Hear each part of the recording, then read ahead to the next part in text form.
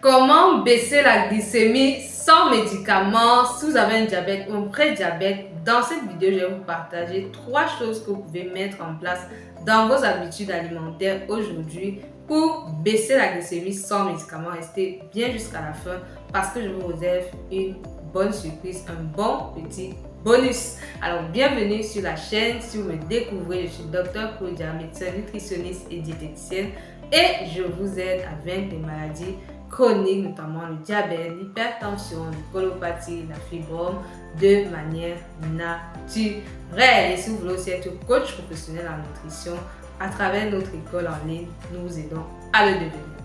Alors, si vous avez un diabète ou un prédiabète, je sais que l'une des choses que vous voulez par-dessus tout, c'est de pouvoir réguler votre taux de sucre dans le sang ou encore glycémie sans forcément dépendre des médicaments. Vous allez le faire de manière beaucoup plus naturelle. Alors, dans cette vidéo, je vais vous dire, et vous le savez déjà, la base, ce sont vos habitudes alimentaires. Pas un régime pour diabétique, mais vraiment corriger vos habitudes alimentaires. Alors, qu'est-ce que vous devez exactement faire de manière plus concrète?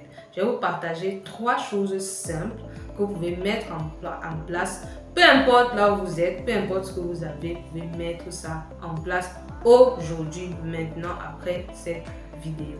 La première chose que vous devez mettre en place, ça va être d'augmenter la part de fibres dans votre alimentation. Je n'ai pas seulement dit la part de légumes, je parle bien de la part de fibres, d'accord? Les fibres, leur rôle, c'est de ralentir la vitesse d'absorption du sucre dans le sang, d'accord? Donc, lorsque vous mangez et qu'il y a des glucides, le rôle des fibres, c'est que ça ralentit la vitesse d'absorption du sucre dans votre sang et donc ça maintient votre glycémie ou votre taux de sucre dans le sang stable et aussi ça va vous aider à baisser, d'accord? Ça va moins perturber la régulation de l'insuline qui est l'hormone qui gère le sucre et donc à terme ça va vous aider à baisser votre glycémie naturellement.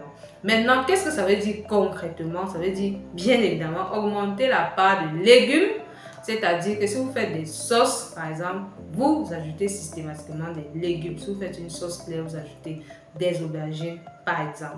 Autre chose, ça veut dire que vous devez privilégier les versions complètes, les versions beaucoup plus naturelles, par exemple des céréales ou des tubercules et limiter ce qui est raffiné parce que ce qui est raffiné n'a plus de fibres, d'accord? Donc, vous devez par exemple privilégier le riz qui est brun. Je sais qu'on n'aime pas, on se dit que la couleur est sale, mais le riz qui est brun a plus de fibres que le riz qui est tout blanc, par exemple. Ce que ça veut aussi dire, c'est que vous devez augmenter les fibres, comme notamment les fibres solubles. Et d'accord, je ferai d'ailleurs une vidéo dessus parce que c'est très important.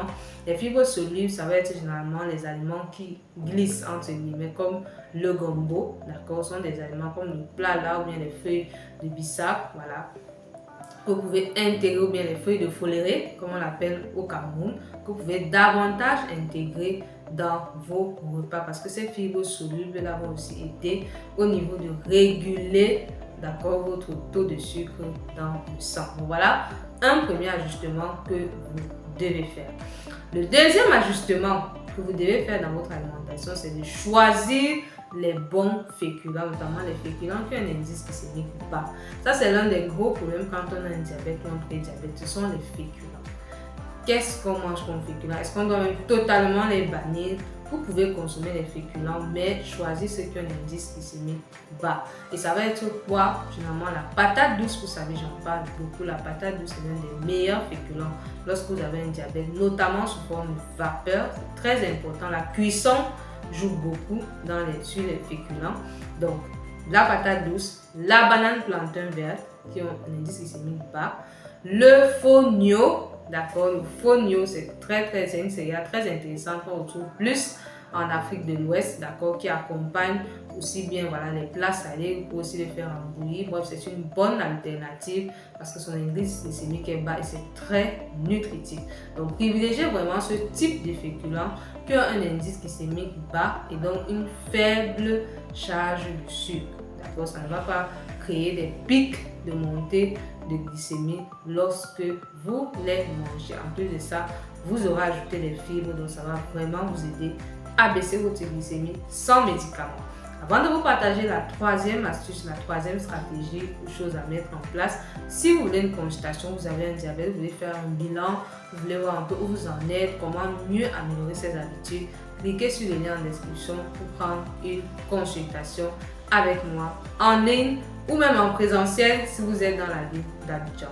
Si vous voulez également des menus, des exemples de menus concrets et quelques recettes qui sont assez simples à faire, cliquez également sur le deuxième lien en description.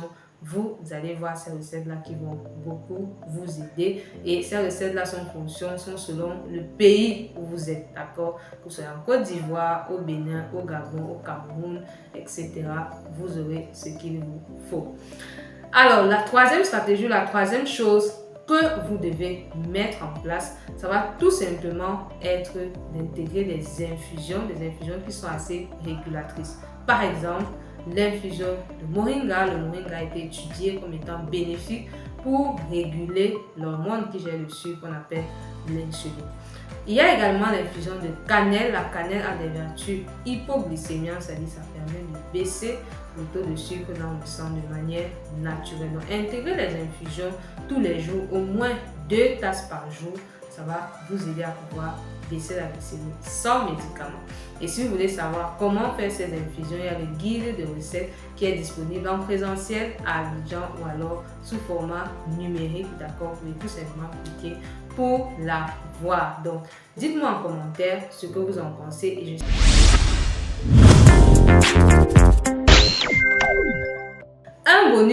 un bonus qui est très intéressant lorsque vous voulez baisser la glycémie sans médicaments. Il y a une chose que vous devez faire, c'est augmenter les protéines dans votre alimentation.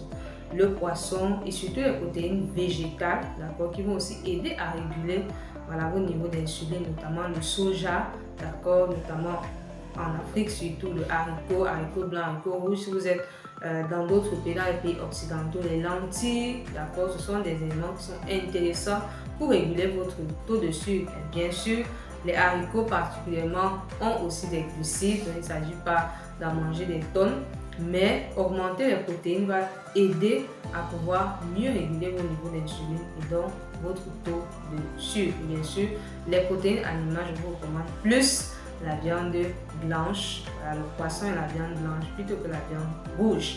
Donc, quelles sont vos questions? Qu'est-ce que vous allez commencer à faire aujourd'hui? Dites-le en commentaire. D'ici là, on se retrouve très bientôt dans une prochaine vidéo.